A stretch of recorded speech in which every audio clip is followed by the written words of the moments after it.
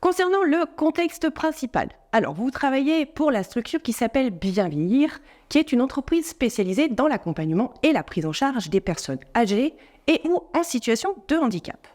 Vous réalisez diverses missions auprès donc de divers publics. La structure existe depuis 20 ans et s'engage à offrir des prestations de qualité associant autonomie, bienveillance et sécurité. Vos missions sont donc les suivantes. Vous allez devoir analyser la situation et identifier les besoins spécifiques de la personne. Vous allez également devoir planifier les soins en intégrant les techniques et les équipements adaptés. Ensuite, vous allez devoir exécuter les soins en appliquant les meilleures pratiques favorisant l'autonomie et surtout assurant la sécurité et le confort. Et dans un dernier temps, vous allez devoir évaluer l'efficacité des soins et ajuster les approches en fonction des retours et des observations. Concernant la toute première question, dans tous les cas, donc dans toutes les prestations, qu'est-ce que vous allez devoir faire? Maintenant pour le cas numéro 1. Vous êtes donc dans le contexte où vous accompagnez Madame Mandoline, qui est âgée de 65 ans, qui a été victime d'un AVC, ce qui a entraîné une hémiplégie du côté droit. Elle vit seule à domicile et a besoin d'aide pour ses soins d'hygiène corporelle quotidiens. Pour le scénario, Madame Mandoline a du mal à utiliser son bras et sa jambe du côté droit. Elle a besoin d'aide pour se laver, se brosser les dents, se coiffer et s'habiller. Elle préfère prendre des douches, mais a besoin d'une aide importante pour entrer et sortir de la cabine de douche et également pour s'habiller. Question numéro 1. Quelles mesures de sécurité sont nécessaires pour aider la bénéficiaire pour prendre une douche? Comment allez-vous l'accompagner durant cette prestation? Comment allez-vous procéder pour accompagner Madame Mandoline à se déshabiller et également à s'habiller? Vous allez maintenant faire l'étude de cas numéro 2.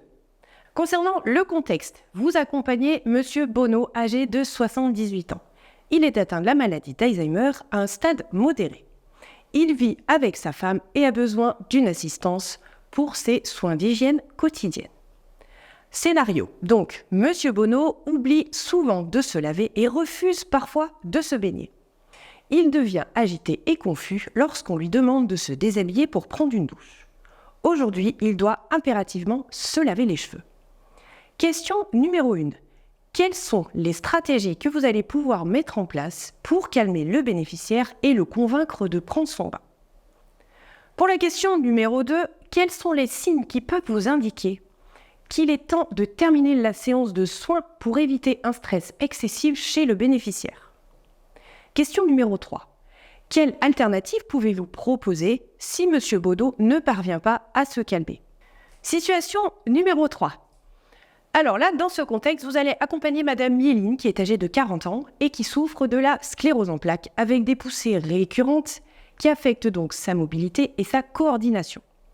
Le scénario, elle a bien entendu des jours où elle peut se laver presque seule et des jours où elle ne peut pas se déplacer sans votre aide.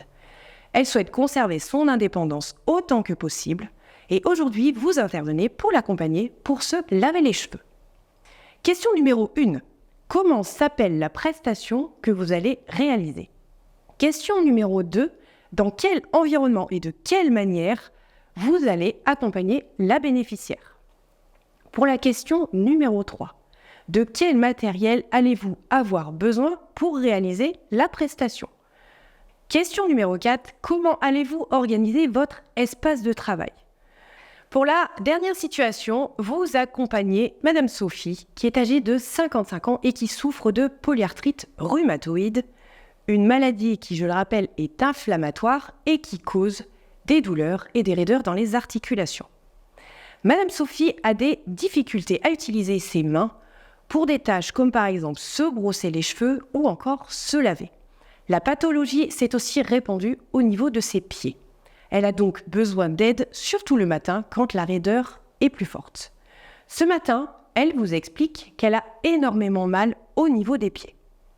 Question numéro 1. Lorsque Madame Sophie vous dit qu'elle a énormément mal, quel doit être votre réflexe?